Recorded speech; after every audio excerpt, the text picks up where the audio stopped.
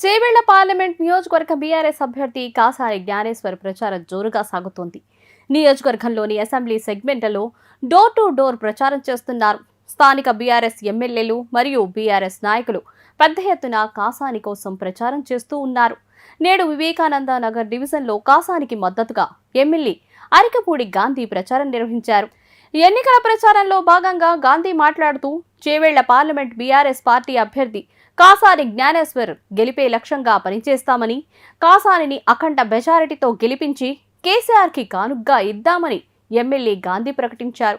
తెలంగాణ రాష్ట్రం ఏర్పడిన నాటి నుంచి చేవెళ్ల పార్లమెంటు స్థానంలో బీఆర్ఎస్ పార్టీ గెలుస్తూ వస్తోందని, ఈసారి కూడా పార్టీ అభ్యర్థిని గెలిపించి హ్యాట్రిక్ కొట్టబోతున్నామని అన్నారు.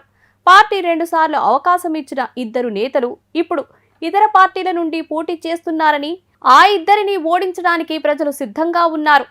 కాంగ్రెస్ పార్టీ అధికారంలోకి వచ్చిన 3 నెలల్లోనే ప్రజల నుండి వ్యతిరేకత ఎదుర్కొంటోందని, కేసీఆర్ని ప్రజలు ఇప్పుడు గుర్తు చేసుకుంటున్నారని ఎమ్మెల్యే గాంధీ పేర్కొన్నారు. పార్లమెంటు ఎన్నికల్లో బీఆర్ఎస్ పార్టీ విజయమే లక్ష్యంగా ముందుకు వెళ్తున్నామని, బీఆర్ఎస్ ప్రభుత్వం హయాంలో చేసిన అభివృద్ధి, సంక్షేమ పథకాలను ప్రజలకు వివరించి ఓట్లు అడుగుతున్నట్లుగా ఎమ్మెల్యే గాంధీ తెలిపారు.